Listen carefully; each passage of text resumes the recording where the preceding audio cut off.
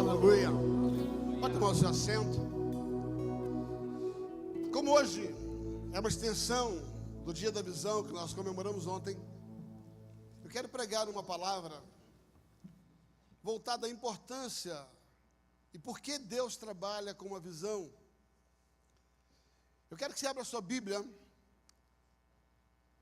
no livro de Josué, capítulo de número 1. Quero trazer aqui algumas verdades, a importância que nós temos de ver aquilo que Deus faz, como Deus faz. E por que Deus faz? Por que Deus estabelece igrejas? Queridos, você já se perguntou por que tem tanta igreja? Me recordo que uma das coisas, vamos chamar assim, da bom sentido, uma das crises que me veio ao coração, quando o Senhor nos deu uma palavra clara sobre começar uma nova etapa na nossa vida em São Paulo, através da Verdade de Vida. E eu relutei muito sobre isso. E em conversa com o meu pastor, o apóstolo Pio Francisco Carvalho, a quem eu quero honrar e agradecer por tudo que ele produziu na minha vida, e quero deixar público e notório isso, tem um homem de Deus que depositou demais na minha vida, um grande amigo, um homem que Deus usou para me colocar no lugar, entre outras pessoas, para me colocar no lugar onde eu estou, né? Foi um homem que deixou um legado muito fundamental na minha vida. E conversando com ele, meu pastor, na ocasião, ele falou para mim assim: não, eu entendo que você tem que estar trabalhando debaixo dessa palavra de Deus, começando algo. E sabe, queridos, eu ficava me perguntando, e eu perguntei para Deus, por que mais uma igreja? Tanta igreja em São Paulo. Por que mais uma igreja? Por que a Verdade de Vida? Por que isso está nos levando a isso? E uma das coisas que Deus me apresentou e falou claramente comigo foi em cima do Salmo de 46, onde diz: há um rio as correntes alegram a cidade de Deus. E Deus começou a dizer: o rio é um só. Mas qual é a função dos afluentes? Qual é a função dos braços do rio? É alcançar uma determinada região. O rio, ele tem um leito. Mas o rio, por si só, ele não alcança as áreas que estão em volta dele. Ele tem um leito. O que vai descedentar a sede de uma região é aquele braço que sai daquele rio e ele conduz a água. O que vai migrar, o que vai fazer irrigar a terra deste lado, não é este rio, mas é este braço que sai daqui. E este braço que sai daqui, este braço que sai daqui. Por isso que existem os afluentes. O rio é um só, diga, é um rio só. Mas existem os afluentes, aqueles que são canais condutores da bênção do rio para uma área. E debaixo desta palavra bíblica, porque para Deus me convencer, sempre assim, é a Bíblia, né? Debaixo dessa palavra bíblica, eu entendi que a Verdade de Vida, ela precisava alcançar uma área. E ela estava dentro desse rio, sendo uma extensão, sendo criada para tocar uma área, um grupo de pessoas. E por obediência ao Senhor, nós caminhamos até aqui.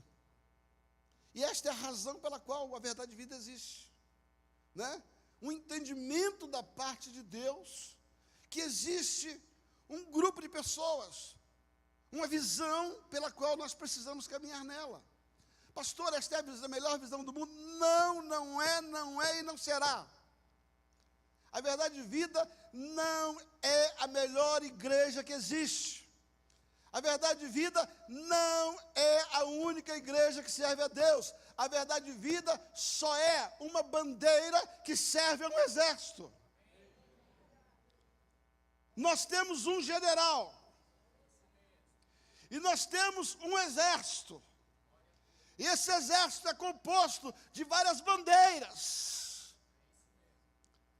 E as igrejas e as denominações, elas existem para identificar os seus soldados.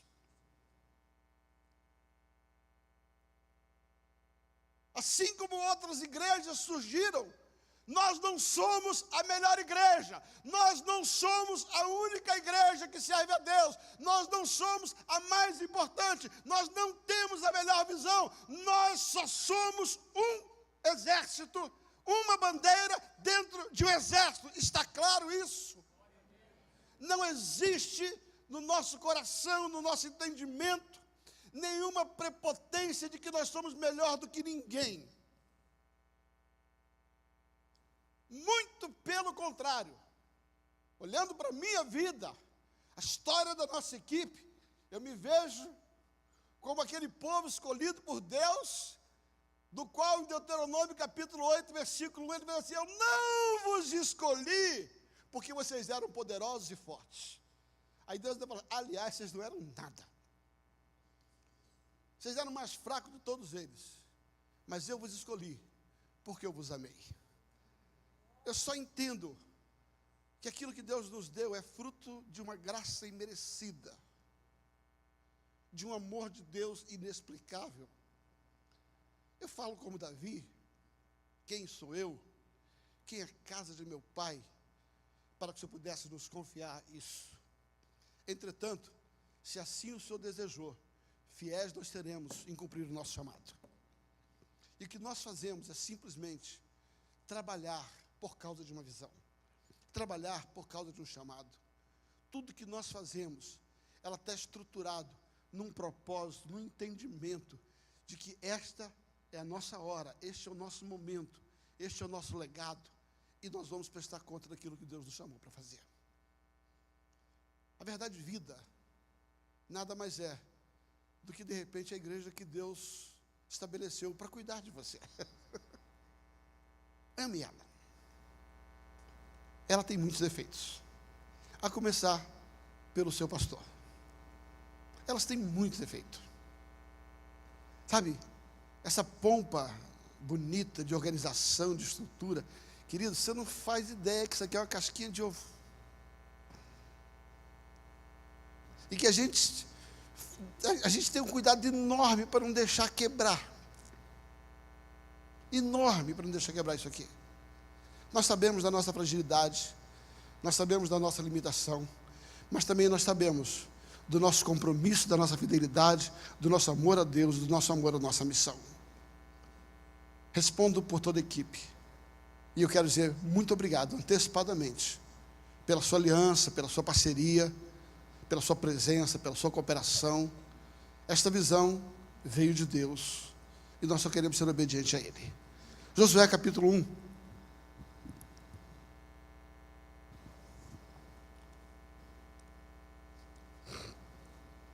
Depois da morte de Moisés, servo do Senhor, disse o Senhor a Josué, filho de Num, auxiliar de Moisés. Eu gosto disso, meu Deus.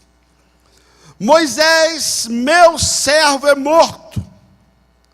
Levanta-te agora, passa esse Jordão, tu e todo este povo, e vai à terra que eu dou aos filhos de Israel. Todo lugar que pisar a planta dos vossos pés, eu tenho dado a vós. Como prometi a Moisés, desde o deserto do Líbano até o grande rio Eufrates, toda a terra dos heteus, até o grande mar para o poente, será vosso termo. Ninguém te poderá resistir todos os dias da sua vida. Aleluia, diga amém. Como fui com Moisés, assim serei contigo, nunca te deixarei, jamais te desampararei. Agora, olha o compromisso nosso: esforça-te, tenha bom ânimo, porque tu farás este povo herdar a terra que jurei aos seus pais que lhe daria. Tão somente esforça-te, seja muito corajoso, cuida em fazer conforme a lei que o meu servo Moisés te ordenou, dela não te desvie nem para a direita, nem para a esquerda, para que sejas bem-sucedido por onde quer que andares. Não afaste da tua boca o livro da lei, aleluia. não afaste da tua boca o livro da lei. Medita nele, meu Deus. Medita nele, de dia e de noite, para fazer tudo conforme nele está escrito.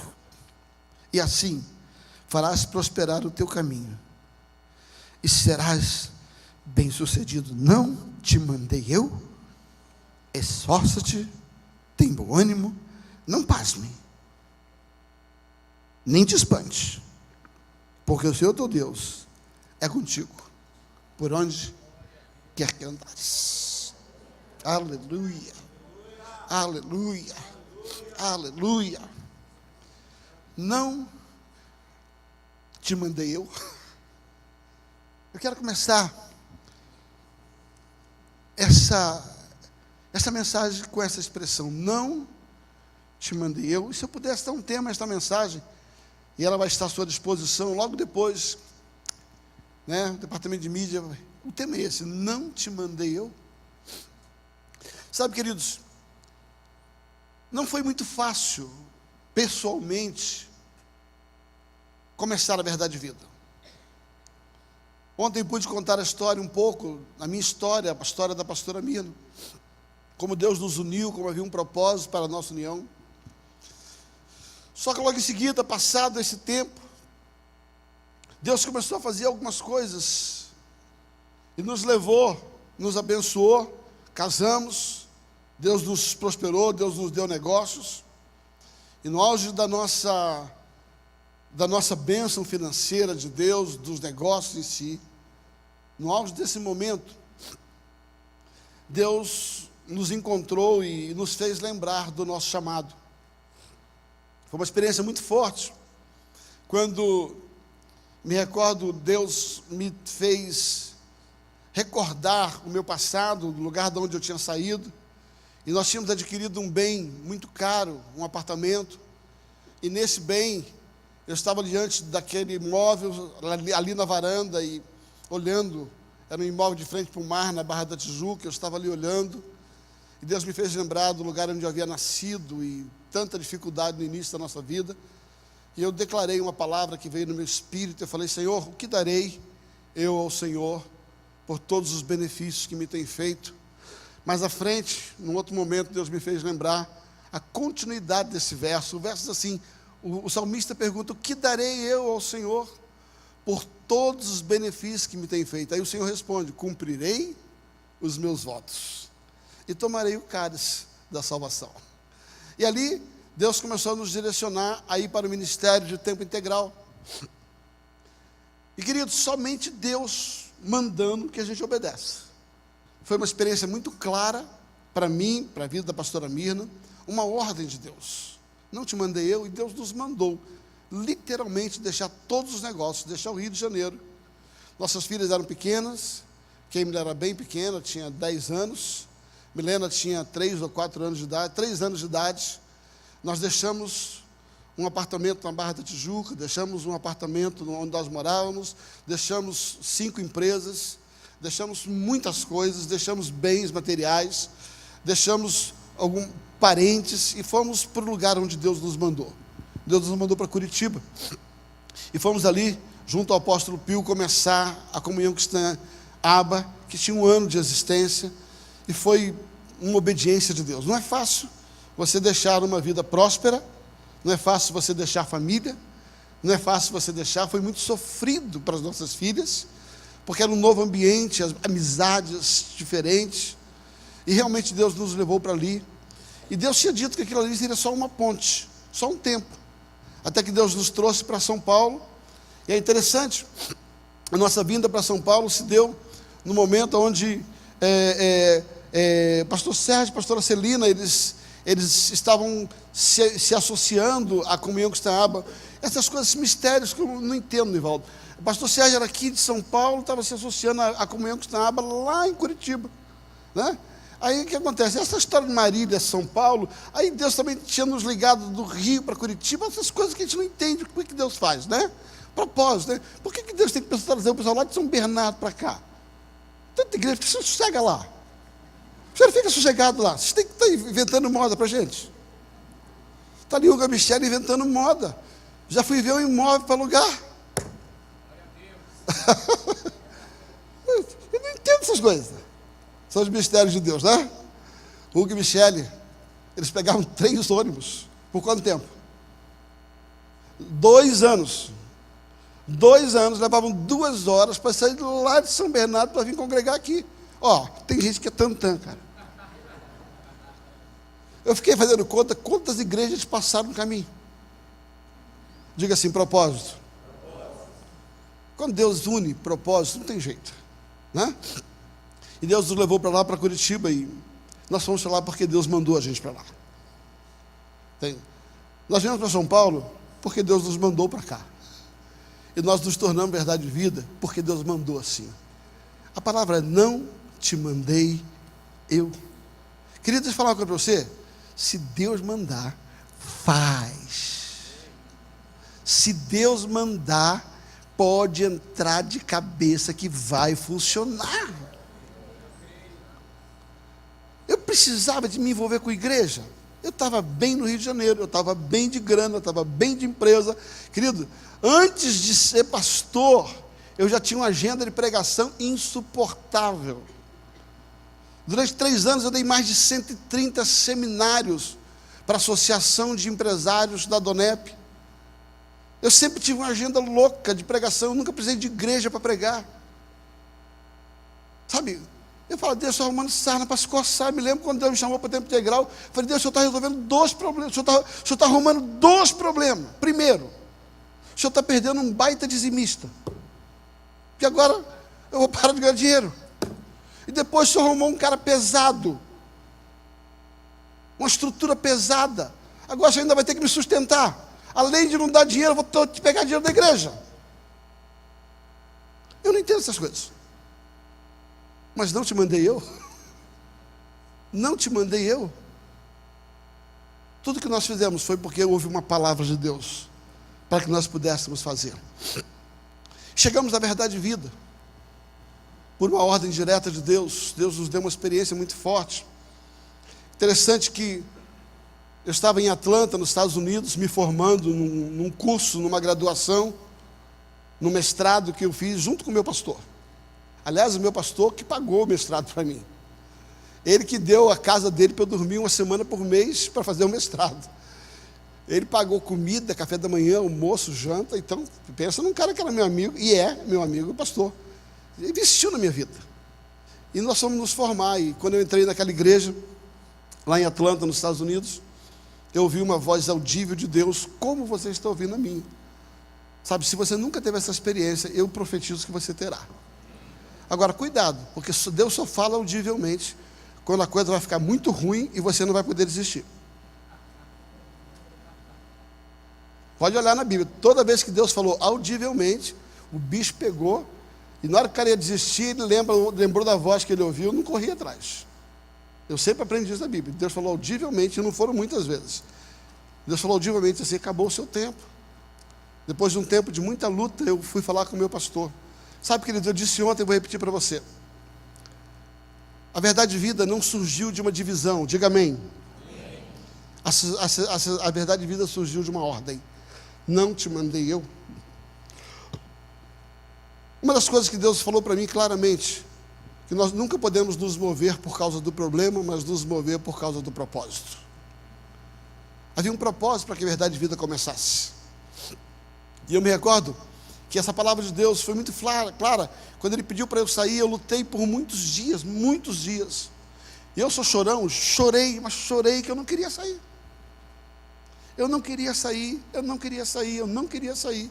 Falei: Deus, por que você está pedindo isso?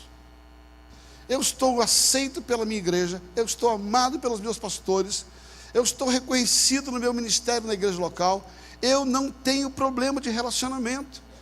Queridos, eu posso falar isso de público, porque está gravado, e muita gente da igreja lá em Curitiba me assiste até hoje. Quando eu chegava na igreja em Curitiba, era uma romaria, o pessoal querendo me abraçar. Tinha uma brincadeira lá, as Djalmete. Quando eu pregava, sabe? Eu era amado e sou amado até hoje por aquela igreja. Então diga assim, não é o problema, é o propósito. A verdade de vida surgiu por causa de um propósito, não por causa de um problema.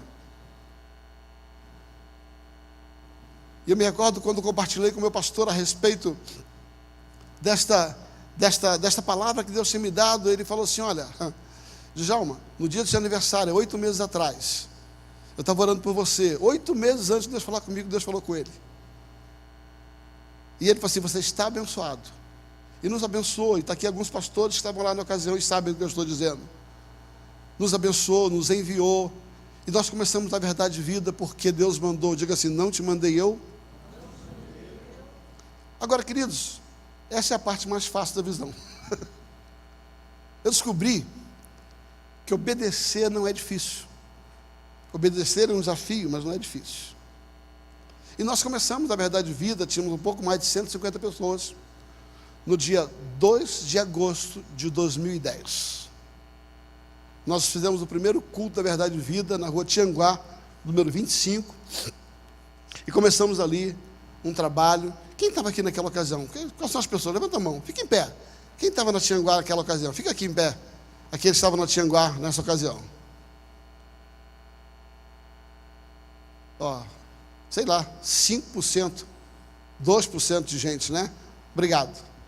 Os irmãos participaram ativamente daquilo que foi a nossa saída da Comunhão Cristã Aba e a nossa entrada como Comunhão Cristã Verdade e Vida. E nós iniciamos nesse período. O texto vai falar a respeito de algumas experiências. Eu quero compartilhar com você, nesses minutos que restam, algumas coisas que são importantes sobre uma visão, sobre obedecer a Deus. Primeiro, é Deus que escolhe. A Bíblia diz em Josué capítulo 1, versículo 1, que ele diz assim, ó, depois da morte de Moisés, servo do Senhor, disse o Senhor a Josué, filho de Num, auxiliar de Moisés, Moisés, meu servo é morto. Levanta-te agora, passa o Jordão por todo esse povo, a terra que eu lhe dou aos filhos de Israel. A primeira coisa que eu quero que você entenda é que a escolha de Josué foi uma direção de Deus. Foi Deus que escolheu Josué. Não foi ninguém que escolheu Josué. Se você for até Deuteronômio 34, versículo 15, você vai ver que Deus chama Moisés e fala assim, Moisés, chama Josué o teu servo, em Deuteronômio, antes disso aqui, Deus fala assim, enquanto Moisés era vivo, chama Josué o teu servo, impõe as mãos sobre a cabeça dele, e transfere para ele a sua autoridade. Ou seja, enquanto Moisés era vivo, Deus indicou, Deus falou assim, ó, chama Josué, impõe as mãos sobre a cabeça dele, transfere a autoridade para ele, para que ele possa fazer o que você está fazendo. Então, Deus escolheu a Josué, mostrou para Moisés, e Moisés então transferiu uma autoridade. Eu acredito que toda visão não pode nascer de uma divisão, mas tem que nascer de uma ordem, de um propósito. E eu me sinto como um Josué, que foi escolhido por Deus, e que foi abençoado por aquele que era autoridade sobre a vida dele. Se você tinha alguma dúvida de como surgiu a verdade de vida, deixa ele dizer como surgiu. Não mandou o Senhor, e eu temei para não obedecer. E Deus falou com o nosso pastor, para que o nosso pastor pudesse fazer o que fez, nos abençoar e nos enviar sobre isso. Eu creio que uma visão relevante, ela começa debaixo do princípio da cadeia de autoridade, e ela tem que começar certo. A verdade de vida começou desta maneira, debaixo de uma ordem de Deus e debaixo de uma bênção apostólica do pastor. Agora, uma característica para mim, por que ele escolheu Moisés? Fala assim, servo. Queridos, você só é colocado no seu lugar quando você é fiel naquilo que você administra do outro. Eu gosto de pensar que a Bíblia diz, quando você é fiel naquilo que é alheio, Deus te coloca naquilo que é seu. Eu e minha família, que eu não digo só de mim, eu digo a pastora Mirna, Kemily, Milena, enquanto estávamos lá, fomos servos o tempo inteiro. E servimos aquela visão. E porque servimos aquela visão, Deus nos colocou nesse lugar.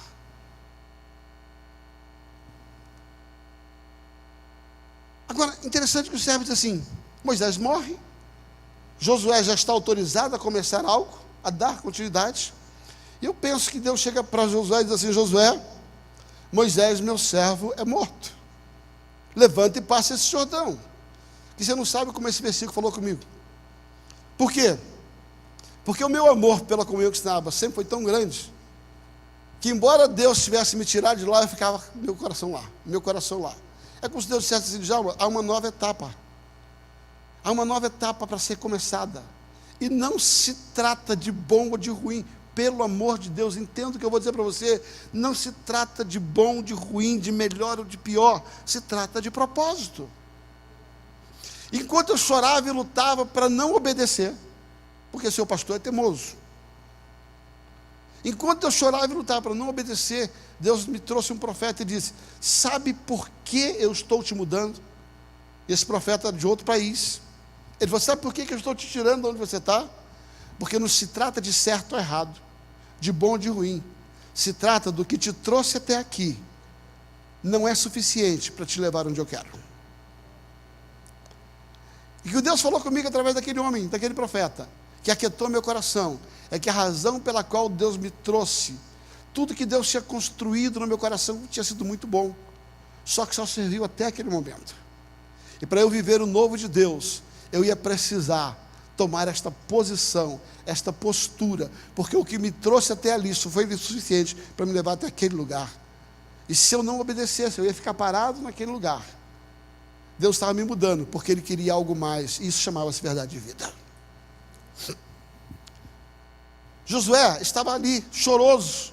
Moisés morreu, ele amava Moisés, Moisés morreu. Aí Deus: rapaz, fica em pé, levanta, tem algo para você fazer, não adianta ficar chorando.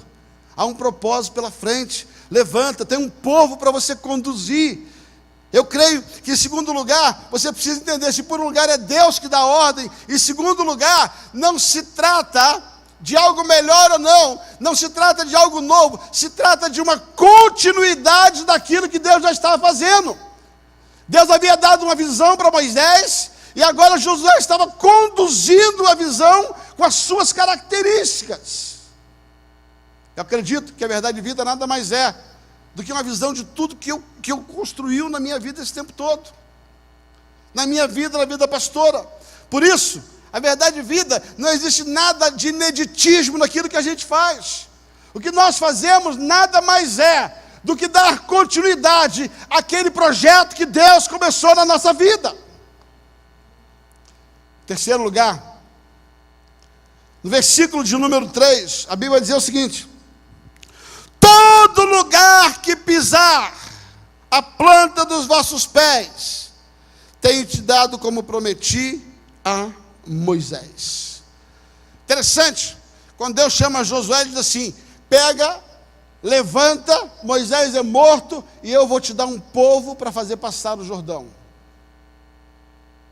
Deus havia prometido que com este chamado que estava sobre a vida dele, um povo seria abençoado. E eu tenho uma notícia para te dar: eu não tenho dúvida, vocês são esse povo. E aquilo que Deus me chamou para fazer, tudo que eu viver, você vai viver também. Nesta igreja, eu acredito que, assim como a Bíblia diz, orai para Jerusalém ser próspero, porque você será próspero, eu quero dizer, aquilo que seus pastores viverem, vocês viverão. Porque Deus nos chamou para nós entrarmos no lugar, mas para nós conduzirmos o povo a este lugar. Tenho visto ao longo da minha jornada, pastores com ascensão na sua vida pessoal, e a sua igreja passando dificuldade. Eu tenho dito para Deus: eu só vou aonde o meu povo pode entrar. Eu só vou aonde aqueles que Deus tem me confiado possam entrar. Eu quero que você entenda algo, queridos. Os pastores dessa casa amam ser próspero, mas sabemos que a nossa prosperidade também é fruto da sua fidelidade. E o que Deus nos der, você também vai desfrutar. Quarto lugar, a Bíblia diz assim: toma posse desta promessa. Quando a Bíblia diz, pegue teu pé, onde teu pé pisar, é seu. Ele está dizendo assim, não pare. Sabe, queridos, quando Deus começou a nos dar crescimento ali na Tianguá, eu estava feliz da vida. E eu sou muito acomodado por um lado. Eu estava feliz da vida. Feliz. Sabe, feliz com o lugar, feliz com o tamanho, feliz. E Deus começou a trazer palavras, você tem que crescer. Estamos crescendo, tá bom, estamos crescendo. Entende? Muita gente, muito trabalho, tá bom, já tem trabalho demais, tá bom, sabe? Até que Deus nos apontou esse lugar aqui, Rua Carlos Carra, 164. E vir para cá não foi fácil, foi um desafio. Mas eu me lembro do dia que eu pisei o pé naquele lugar ali, e Jesus falou, esse lugar é de vocês. E nós estamos hoje nesse lugar aqui, porque um dia Deus mandou nós fincarmos o pé aqui. Sabe? Todo lugar que você pisar a planta dos vossos pés, debaixo da ordem de Deus, será seu. Gosto de pensar aqui em quinto lugar, tá? Deus vai falar a respeito da proteção enquanto a visão acontece. Olha o que está escrito no versículo 5. Ele vai dizer assim: ninguém poderá te resistir todos os dias da sua vida. Como fui com Moisés, assim serei contigo. Nunca te deixarei, jamais te desampararei. Quinto lugar, quando Deus nos dá uma ordem, Ele nos protege e Ele nos abençoa. Ele diz assim, pode ir em frente. Ninguém vai resistir ao meu projeto. E eu serei contigo. Quando nós entramos aqui, nós descobrimos que nós estávamos rodeados de uma força espiritual contrária muito forte. Só aqueles que estiveram conosco nas orações sabem o que eu estou dizendo. Uma oposição do inferno, eu nunca pensei que existia de tal maneira. Querido, você senta aqui, você não faz a menor ideia de quantas vezes o diabo tentou queimar toda a instalação elétrica que nós temos, ao ponto de pegar fogo no transformador lá fora, entrar queimando toda a fiação e a 20 centímetros da chave ser interrompida por uma mão celestial. Porque se aquele fogo entrasse na chave, tinha consumido todo esse ambiente. Quantas vezes nós fomos quebrar encantamentos, né, feitos nas esquinas contra essa casa. Pessoas passavam aqui na porta, indumentada de serviço para o mal, fumando cachimbo. Uma pessoa chegou jogando baforada. Ó, estão brincando? Jogando baforada no rosto do pastor Rogério. Pastor Rogério tentando ser simpático, fumada de cachimbo. Deixa eu dizer uma coisa para você. O inimigo já foi derrotado. A Bíblia diz, eu serei com vocês. Sabe, o que eu gosto mais desse versículo, quando Deus, ele diz assim, dentro da construção dessa visão, ele diz assim, ó, ninguém poderá resistir todos os dias da vida. Querido, entenda, quando eu falo sobre verdade de vida, eu estou falando da sua vida. Eu estou dizendo para você que debaixo desta visão, nenhum mal pode chegar na tua casa. Sobre a tua casa não vale encantamento. Você está debaixo da proteção do Senhor. Você está debaixo de uma força maior do que o inferno. Você está protegido pelo Senhor. Levanta a mão e diga assim, o Senhor não me desampara. O Senhor quebra todo encantamento sobre a minha vida. Diga assim, ninguém poderá me resistir, porque o Senhor é comigo.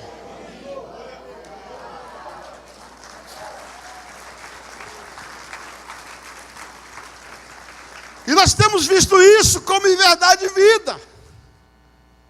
Deus quebrando cadeias, fechando lugares do inferno em volta da gente, desbaratando o mal, limpando o campo espiritual, para que a unção venha, pessoas sejam salvas, pessoas sejam convertidas em nome de Jesus. Mas em sexto lugar, a Bíblia diz que, se essa é a parte de Deus, existe uma parte que pertence a mim e a você.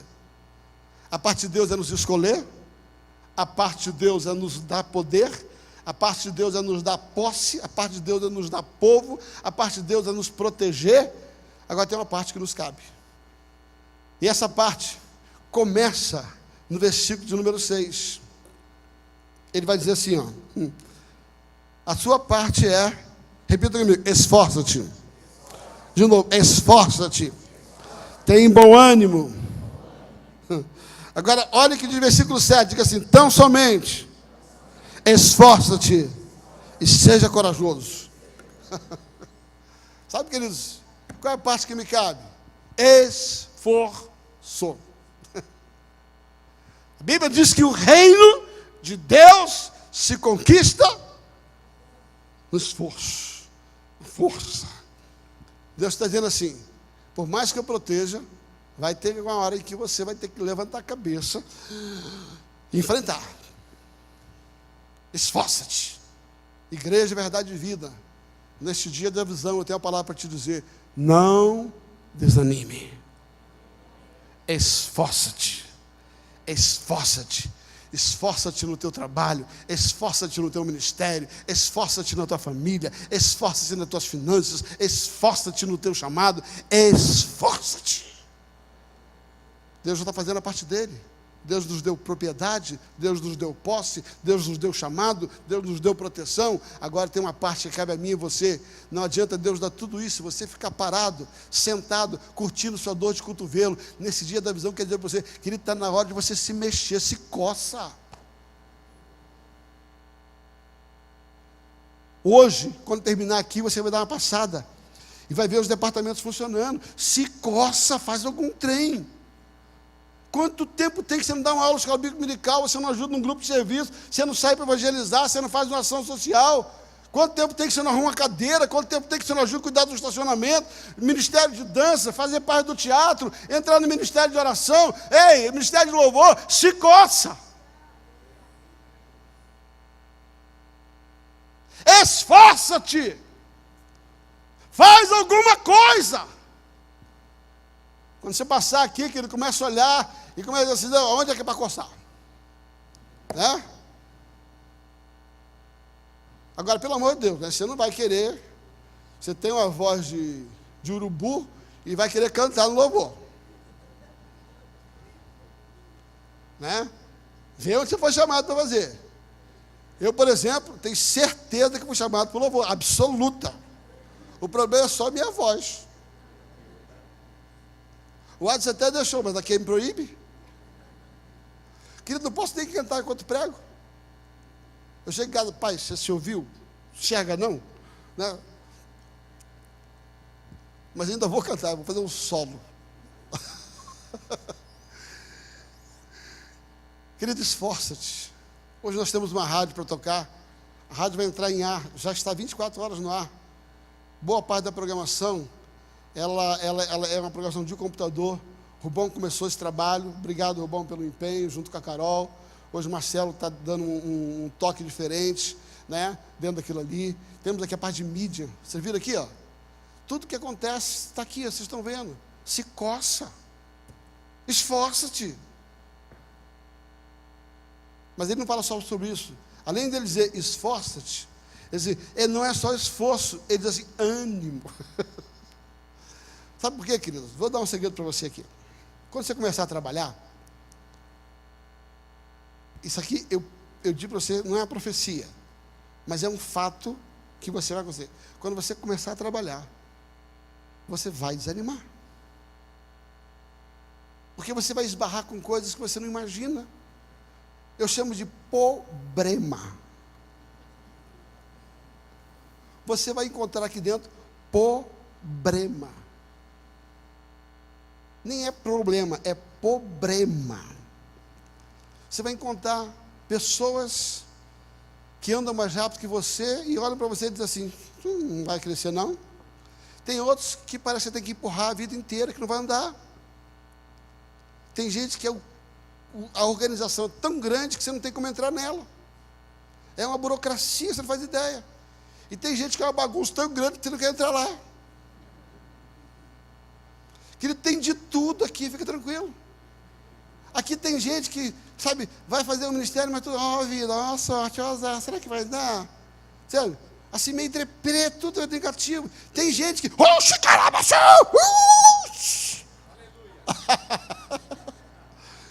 tem de tudo nessa igreja, anima-te! Você vai ser tentado a desanimar. Quando você esbarrar com os nossos defeitos, você vai ser tentado a desanimar, mas o Senhor está dando uma ordem, anima-te, esforça-te, esforça-te. Eu gosto da segunda parte, diz assim, ser corajoso. Porque, querido, para estar no ministério tem que ter coragem. Você tem que ter coragem, tem que ser mulher de verdade, tem que ser homem de verdade. Tenha bom ânimo, tenha coragem. Eu quero terminar dizendo para você, qual é a parte que nos cabe? Além do nosso esforço, além do nosso empenho, além da nossa coragem, além da nossa disponibilidade, e aqui eu termino com a parte mais central de uma visão.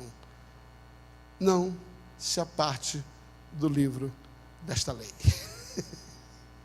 Eu vou repetir. Não te aparte do livro dessa lei. Se eu pudesse resumir a verdade de vida numa palavra eu diria, a verdade de vida, ela é bíblica. A Bíblia é a nossa regra de conduta e fé. Aqui nós pregamos Jesus. Aqui nós pregamos a Bíblia. Até para falar da visão, eu uso a Bíblia. A nossa regra de conduta e fé é a palavra de Deus. Aqui está fundamentada a nossa visão. Aqui está a nossa vida. Aqui está o nosso alimento. Aqui está a nossa direção. A última instrução que Deus dá é: tão somente não te apartes do livro da lei. Não te desvie nem para a direita e nem para a esquerda. Sabe, queridos, essa igreja é uma igreja pentecostal, ok? Isso é uma igreja pentecostal. Você não dá glória a Deus, você não quer. Glória a Deus! Você não der uma sapateada, um limpa-vidro, porque você não quer. Nunca ninguém te proibiu de fazer isso aqui. Entendeu? Pode rodopiar, pode vir com aquelas saionas. Tem problema nenhum, não. Tudo que vai acontecer aqui tem que estar na Bíblia. Pastor, pode profetizar nessa igreja? Pode e deve. Mas eu nunca vi profecia. É porque você nunca profetizou. Agora, você quer profetizar? Cumpre os quesitos de 1 Coríntios 14. Se você entender que a profecia, ela pauta por aquilo que a Bíblia diz que você não julga o profeta, mas você tem que julgar a profecia. Então, se Deus deu a profecia, ninguém vai julgar você, mas o que você diz, sim, precisa ser julgado. Por quê? Porque está escrito. Porque está escrito. Pastor, como é que eu faço? Você tem uma palavra? Compartilhe a palavra com um dos pastores da igreja. Esses dias uma pessoa da igreja: pastor, eu tenho uma palavra de Deus. Eu falei, mesmo, qual a palavra? Aí a pessoa me repetiu a palavra. Aí eu falei, ok. Aí falou, mas a igreja não vai ouvir? Eu falei, vai. Ah, então eu vou subir? Não. Não importa quem recebeu a profecia, importa que a profecia seja dita. Se você tem necessidade de subir e pegar o microfone, aí eu questiono se você está preocupado com a profecia ou com a sua imagem. Porque se Deus deu uma profecia, você não precisa indicar. Deus deu uma profecia para o Chimilos.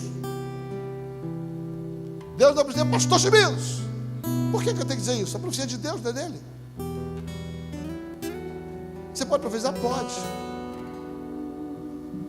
Sabe qual é o problema? É que a gente anda na Bíblia. E andar na Bíblia é difícil. É mais fácil liberar, geral, e depois ter que corrigir os princípios da palavra. Não te apartes do livro desta lei. Pastor, e os dons? Está liberado. Mas vai para 1 Coríntios 12. O dom é dado para aquilo que for útil.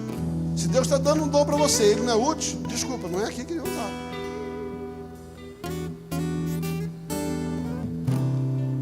A Verdade de Vida é uma igreja bíblica. Nós seguimos a Bíblia. Tudo que estiver na Bíblia nós vamos praticar. Tudo que estiver fora dela, não adianta inventar moda.